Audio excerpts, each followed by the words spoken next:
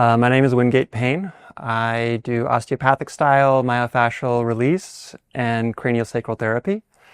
And I was initially led to this path through my own healing process, where I was dealing with a lot of long-term systemic chronic illness, as well as physical trauma.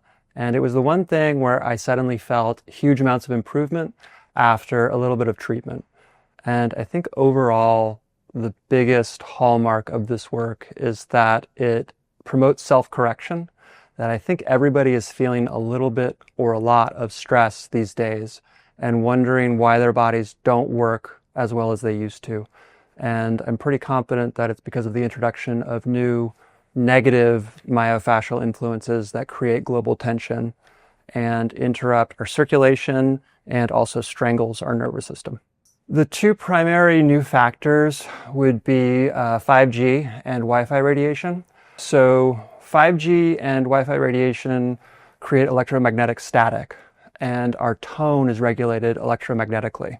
So there are little water magnets in our muscles that basically attract water. That's why when a muscle softens, when it relaxes, it softens. And having all of this background static in the air basically scrambles the signal and creates all of this tension you see that's basically plaguing everybody. It's one of the biggest reasons that being around high amplitude electrical signals is bad for us. Myofascial constriction. You see that with the tightening of the respiratory diaphragm, the symptom of myocarditis, which is basically because it's a part of the body that's not designed to get tight and everywhere's getting tight. And there's just all these other health problems that are occurring, including a astronomical rise in anxiety, which is a myofascial symptom mediated mostly by muscles in our deep belly, our iliopsoas. So that's our primary fight or flight muscle, brings our knee to our chest, so running and kicking. It's also our primary dehydration reflex. And that's basically tight on everybody nowadays.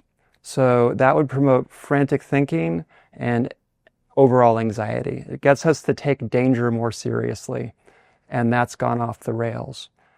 Simply, it drives our sympathetic nervous system into overdrive, and that's the manual override to our parasympathetic rest and digest function. And basically that gets everybody's organs to be underperforming, all of our cells to be underperforming.